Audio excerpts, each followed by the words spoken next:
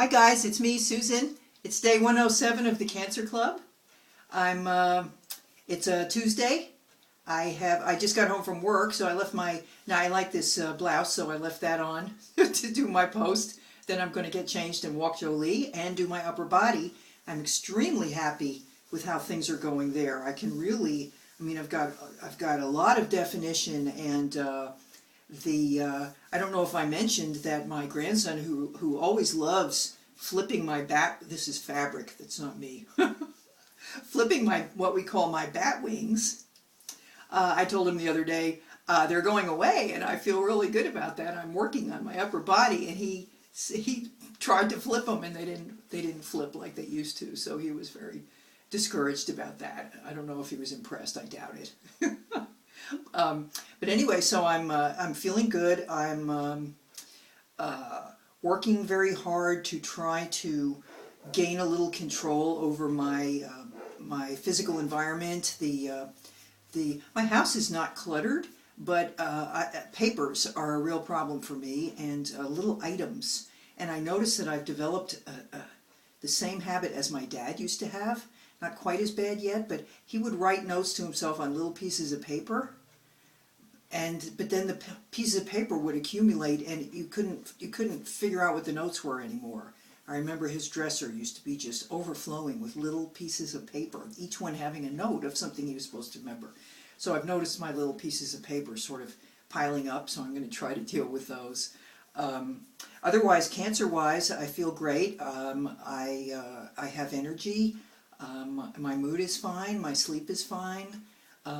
My butt's a little bit of a problem, but not very much. Nothing to complain about. I think it's just taking its time to recover from all the radiation.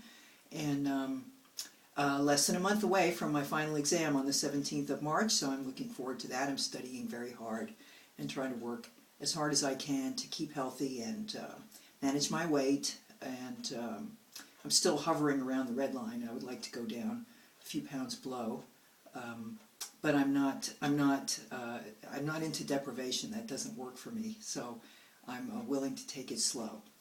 What I wanted to talk to you about today, in terms of the relationship thing that I said I was going to share some of my ideas on relationships, is the idea that you can't really love someone unless you love yourself. It's said so often that it's almost like a cliche, and I'm not really sure that, people who do love themselves understand it or accept it, and it makes perfect sense to them. I think people who don't, or who are struggling, it makes it almost sound like first you have to go do this, accomplish this task. You have to become able to love yourself, and then you can go have a healthy relationship. And I think it's more something that if you can stay open to the idea that you're going to be getting feedback from your partner, that it might be painful, it might be, this used to drive me crazy with Mike. He would tell me things that he didn't like about me, and all I could do was like be defensive. It was very hard for me to say, he's got a point, especially when he had a point. I couldn't, it's like I had to criticize him back or something. Your partner will give you feedback. They hold up a mirror, and maybe they'll say you're too insecure, or maybe they'll say you're too demanding, or you're too cold, or you're too something. And if we can get past being threatened by that, you can maybe look into yourself and say, there's something I'm trying to protect, there's something I'm trying to control about this situation that I'm in, something I'm trying to either get or get even for, there's something I'm holding back, and let the focus be on you and the ways that you are protecting yourself that you might not even realize, because that probably means on some other level that you don't feel worth receiving love. And I think the only real way out of that is two things, I think. I don't think you can really love someone if you've never had your heart broken. I think that's kind of important, because that's where you learn how to recover. And to me, loving yourself means figuring out a way to help yourself recover when love and validation from someone else is not available to you. It's really hard. There's lots of different reasons why that could happen. Someone could leave you, someone could die, someone could just not like you back, that you have this sort of felt like that would be the perfect person for you. You could be in a loving marriage and have a moment there where you feel totally isolated or disconnected from the other person. There's many different ways that you can feel rejected and lost, and learning how to recover on your own from that, and then maybe be able to go and share some feelings with the other person. But by the time you're feeling better because of your own actions and your own caring for yourself, talking to yourself, saying it's okay, maybe it's not your fault, maybe there's another reason why they're doing that isn't just because they don't want to be with you.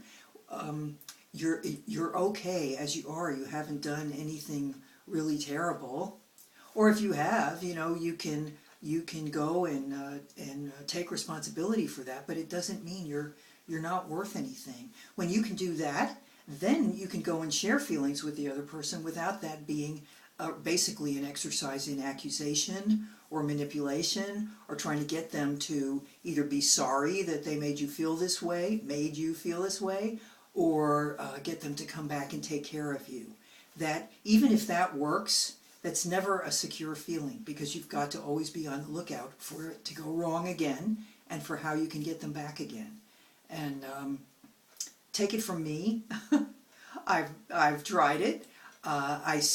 You can also withdraw into splendid isolation and say, oh, I don't need you then, screw you, I'll just be fine without you, which is, it's almost like a little kid holding his breath till he turns blue to prove that you've upset him. I don't know, it just never works. Splendid isolation is not splendid, and it certainly doesn't allow for connection or intimacy.